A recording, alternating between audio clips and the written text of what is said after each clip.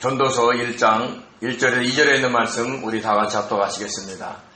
다윗의 아들 예루살렘 왕 전도자의 말씀이라. 전도자가 이르되 헛되고 헛되며 헛되고 헛되니 모든 것이 헛되도다. 아멘. 아멘.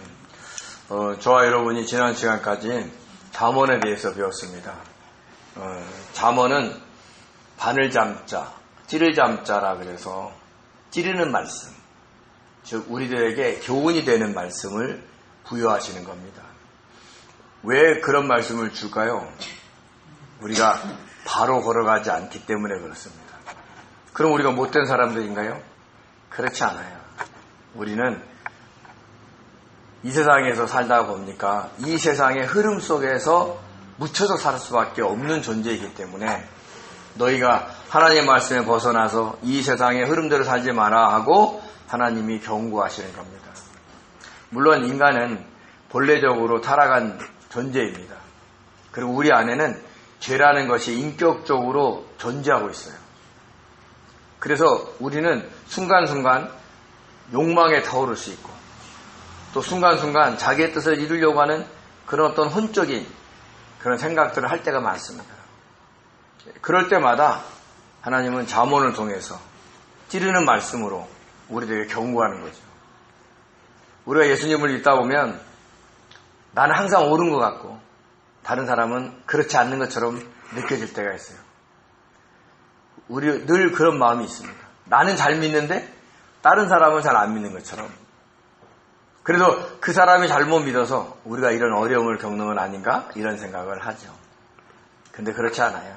오히려 우리가 하나님 앞에 올바로 가지 않아서 그런 일들이 올 수가 있습니다. 우리는 우리 생각에 우리가 착하고 우리가 바르면 그게 정의인 줄 알아요. 그러나 그렇지 않습니다. 하나님의 말씀만이 정의고 내 뜻이 아니라 주님의 뜻만이 정의라는 것을 저와 여러분이 잠언을 통해서 우리가 깨달았어야 하는 겁니다. 그렇게 깨달았을 믿습니다. 그럼 오늘은 이제 전도서를 시작을 하겠습니다. 전도서를 우리가 볼 때 솔로몬이 지은 책 중에 하나거든요. 그래서 솔로몬이 지은 책이 세 가지가 있어요. 성경에 나와 있는 책 중에 하나는 아가서, 하나는 잠언, 하나는 전도서입니다. 그래서 아가서는 청년의 때, 한 20대 때, 또 30대 초반에서 항상 그 혈기왕성했을 때에 쓴 책이다. 그래서 그때 솔로몬이 술람미 여인과 만나서 살아가는 얘기가 나옵니다. 그래서 이 책을 읽다 보면 정말 적나라하게 살아가는 그런 표현들이 나와요. 그래서 신학자들이 이 아가서를 정경에 포함시킬까를 고민을 많이 했습니다. 근데 이 아가서는 솔로몬이 예표하고 있는 예수 그리스도, 술람미 여인을 예표하는 우리들이 신랑과 신부로서의 사귐을 이야기하는 거거든요. 그래서 아가서를 집어넣게 된 겁니다. 그래서 아가서는 겉으로는 솔로몬과 술람미 여인의 사랑 이야기, 땡기고 서로 막 이렇게 사랑 싸움하는 것처럼 보여도 그것이 우리와 주님과의 관계를 나타내는 그런 부분들이 많습니다. 그리고 작년 때, 그러니까 30대 후반에서 한 50대 초반 중반까지는 잠언을 쓴 것이죠. 그래서 인생의 경험들이 많기 때문에 하고 싶은 얘기들이 많은 거예요. 그리고 이제 오늘부터 배울 이 전도서는 노년해졌다 하고 유대 전승에 나와 있습니다.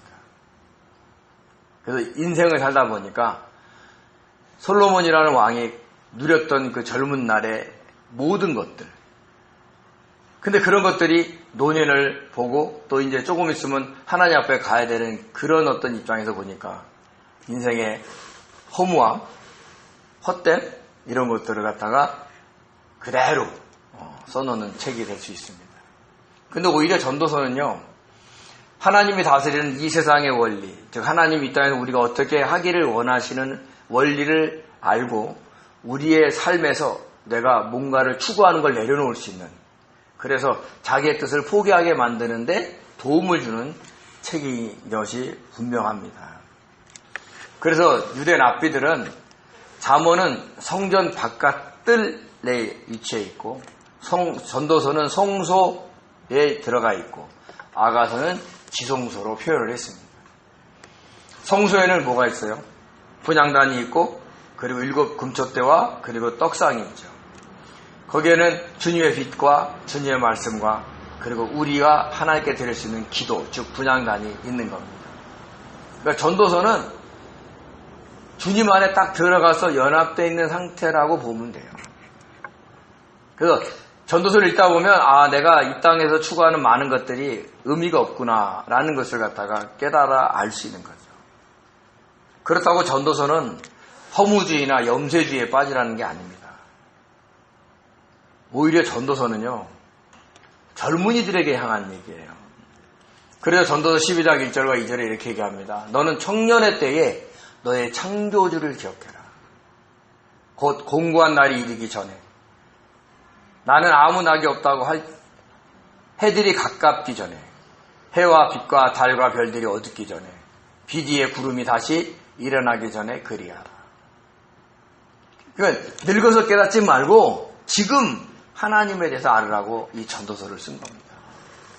만약에 솔로몬이 젊었을 때 전도서의 어떤 그런 교훈을 깨달았다면 그가 말년에 수많은 이방 여인들을 취하고 하나님을 떠나 살진 않을 거예요.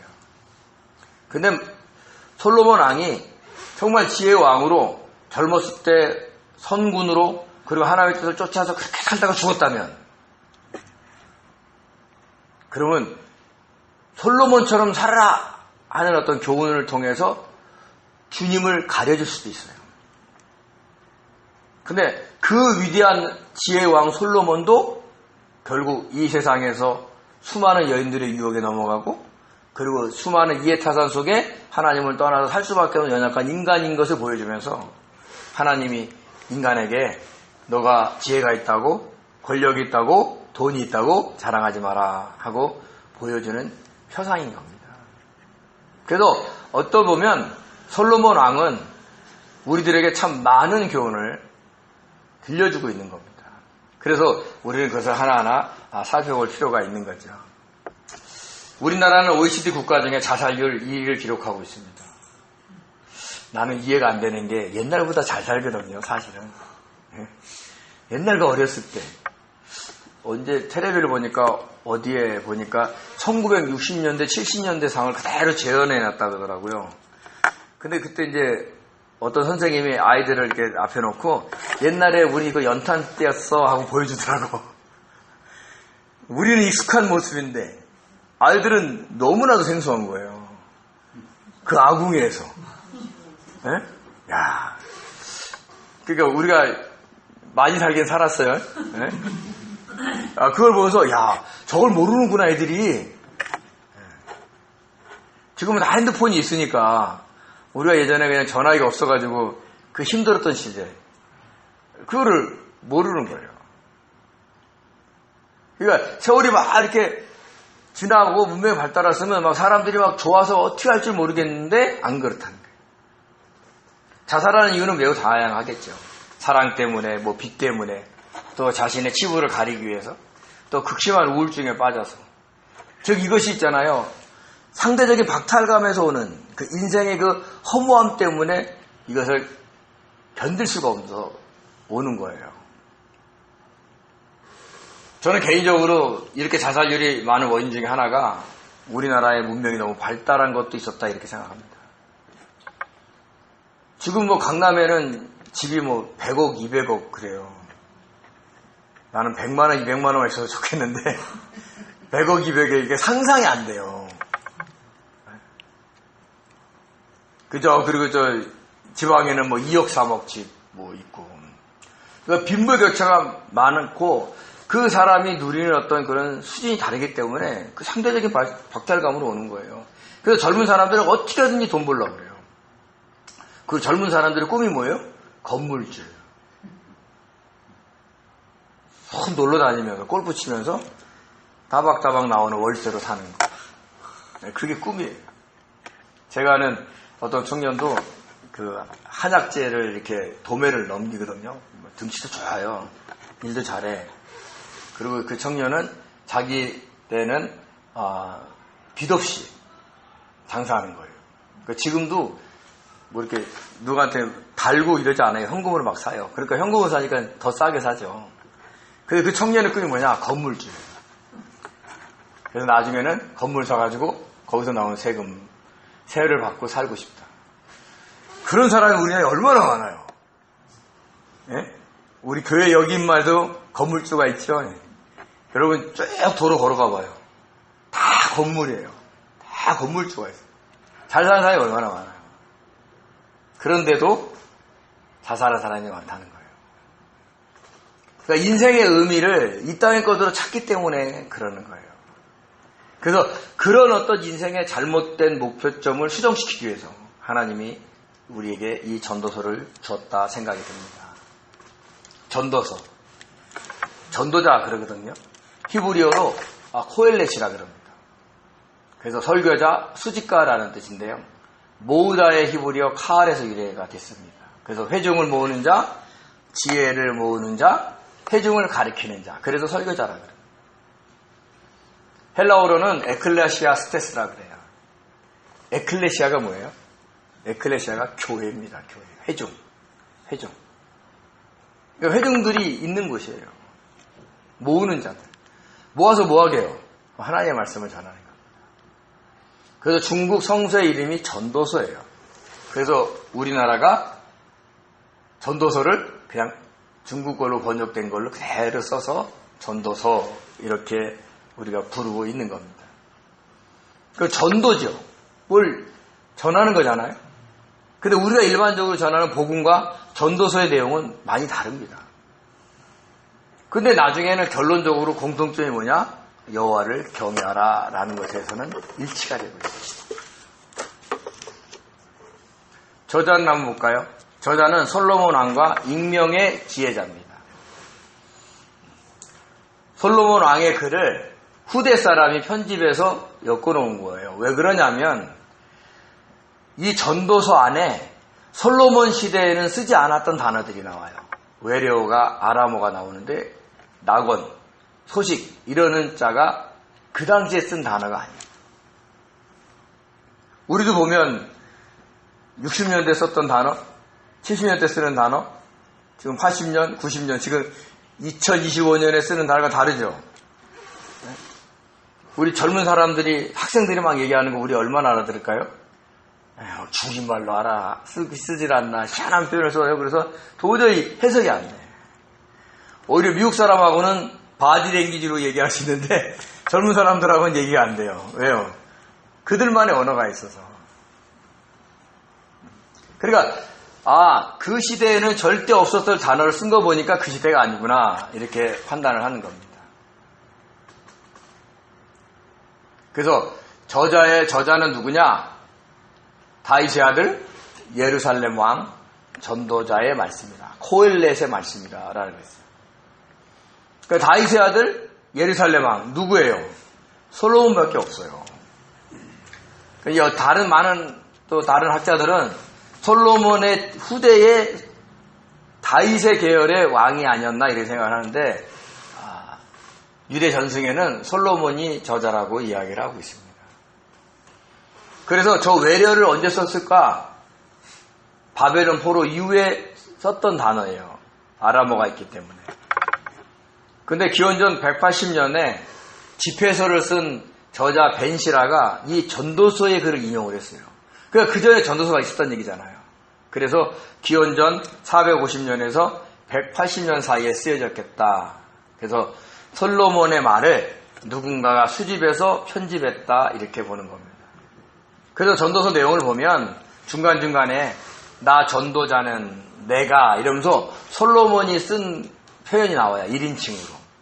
그런데 서론과 결론 부분에 보면 전도자가 이르되 라는 거예요. 그러니까 솔로몬이 말하되 라고 누군가는 기록을 한 거죠. 그래서 전도서는 솔로몬과 함께 어떤 익명의 지혜자가 저자로 등장한다 이렇게 이야기들을 하고 있습니다. 그러면 전도서의 주제가 뭐냐? 전도자가 얘기하려고 하는 메시지가 뭐냐? 하는 겁니다. 이 세상의 모든 삶이 헛되다라는 거죠. 우리가 헛되다, 허무하다, 이 땅에 살 재미가 없다. 네, 이렇게 우리가 이해하면 안 되는 거예요. 여기서 헛됨의 히브리어 헤벨은 수증기, 연기라는 뜻이 있는데 한 39회에서 한 40회 이상 전도서에 나옵니다. 근데 여기서 우리가 좀 알아야 될 게 뭐냐면 수증기, 연기예요. 그러면 수증기하고 연기는 순간 생겼다가 없어져요. 뜨거운 물도 연기가 났다가 식으면 사라지고, 안개도 끼었다가 해가 뜨면 사라지고. 그러니까 이 세상의 모든 삶은 일시적이다. 순간이다. 또 여기에는 수수께끼 같다. 역설적이다. 왜? 어떨 때는 해석이 안 돼요. 야, 저 사람은 정말 주님을 잘 믿는데 왜 이렇게 어렵게 살아? 뭐 어떤 사람은 막 그냥 대충 살고 그냥 교회도 대충 온도 많은 사람한테 너무 잘 사는 거예요. 그러니까 우리 인간이 해석할 수 없는 부분이 너무 많다는 거예요. 그래서 그 얘기를 하고 있는 거예요. 그래서 연기처럼 뭔가는 잡았는데 손을 펴보면 아무것도 없어요. 한번 해보세요. 집에서 수진자에다가 물을 막 끓이고 위에서 연기를 딱 잡아. 뜨거워서 안 돼. 조심하셔야 돼요. 지우면 안 되니까. 딱 잡고 손 펴보세요. 얼마나 많은 연기를 잡나. 없어요. 그러니까 삶의 모든 업적이 다 헛되다는 거죠. 그러니까 이 세상은 선한 것 같은데 비극이 찾아오기도 하고, 그리고 막 정의롭고 공의로운 것 같은데 착한 사람들이 어려움을 당하고, 오히려 악한 사람들이 잘 되고. 그래서 예측할 수가 없는 거예요. 그래서 이 땅의 삶이 헤벨, 허무, 헛되다, 이렇게 표현을 하고 있는 것입니다. 그래서 전도서의 구성을 보면 이렇게 되어 있습니다. 먼저 1장 1절과 2절, 그리고 12장 9절에서 14절은 지혜자가 쓴 거예요. 그리고 중간에 1장 3절에서 12장 7절까지는 전도자가 전하는 말, 즉 솔로몬의 말이 기록되어 있습니다. 근데 거기서 중간에 1장 2절과 12장 8절에, 그러니까 솔로몬의 말로 넘어가기 전에, 또 지혜자의 말로 넘어가기 전에 꼭 단어가 끼어 있는데 그게 뭐냐? 1장 2절에 보면 전도자가 이르되 헛되고 헛되며 헛되고 헛되니 모든 것이 헛되도다. 또 12장 8절에는 또 전도자가 이르되 헛되고 헛되도다. 모든 것이 헛되도다. 그러니까 전도자의 솔로몬의 말이 다 전해놓고서는 결국은 끝과 마지막이 뭐예요? 헛됨을 얘기를 하는 거죠. 그래서 그렇게 구성이 되어 있는 겁니다. 그래서 이게 이런 구성 요소를 우리가 잘 이해하면서 보시기 바랍니다. 이제 성경을 이렇게 전도자의 어떤 그 솔로몬의 말을 한번 살펴보면 앞절에는 시간에 대한 얘기를 합니다. 그래서 시간의 흐름이 엄청 빠르고 안 가는 것 같아도 빨리 지나가고, 한 세대가 가고 한 세대가 오고, 그러면서 지난 세대들은 기억하지 못한다는 거예요. 현 세대도 기억하지 못하고 앞으로의 세대도 기억하지 못한다는 거죠. 그래서 시간의 흐름 속에 모든 것이 잊혀진다는 거예요. 허무하죠. 그리고 11장하고 12장 사이에 보면 죽음에 대한 얘기를 합니다. 지혜자도 죽고 어리석은 자도 죽고 부자도 죽고 가난한 자도 죽습니다. 그러니까 죽음 앞에서는 다 공평한 거예요. 그러니까 시간 앞에서도 사라지는 건 다 똑같고, 죽음 앞에서도 사라지는 건 똑같아. 다 공평해요. 우리가 권력과 부와 욕망이 천년만년 갈 것 같아도 시간의 흐름 따라 다 사라지는 겁니다.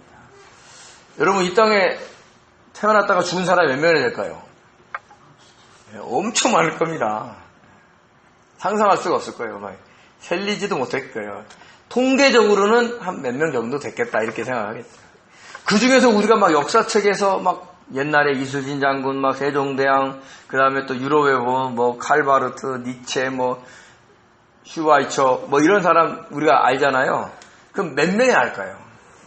그러니까 그 수많은 인류 중에 우리가 기억하는 사람은 역사적으로 보면 몇백 명, 몇천 명 그래요. 왜냐하면 그들이 다 책에 써놨기 때문에. 대부분 다 잊어진다는 거예요. 기억조차 하지 않는다는 거예요. 시간의 흐름에 따라서. 그리고 다 결론적으로는 죽게 된다는 거예요. 그래도 아까 12장 1절에 뭐라 그래요? 청년들에게 얘기하는 거예요. 청년의 때에 창조주를 기억하라. 지혜가 많으면 좋을 것 같은데 너무 지혜가 많으면 번뇌도 많아요. 그래서 헛돼요. 일이 잘 돼. 근데 주변에서 시기를 해. 그래서 헛돼. 쾌락을 누려봐도 그때뿐이에요. 부자는 어떻게 돼요? 자기 돈 누가 훔쳐갈까봐 조마조마하게 살아요. 만약에 여러분 집에 한 1억을 현금으로 갖고 있었어요.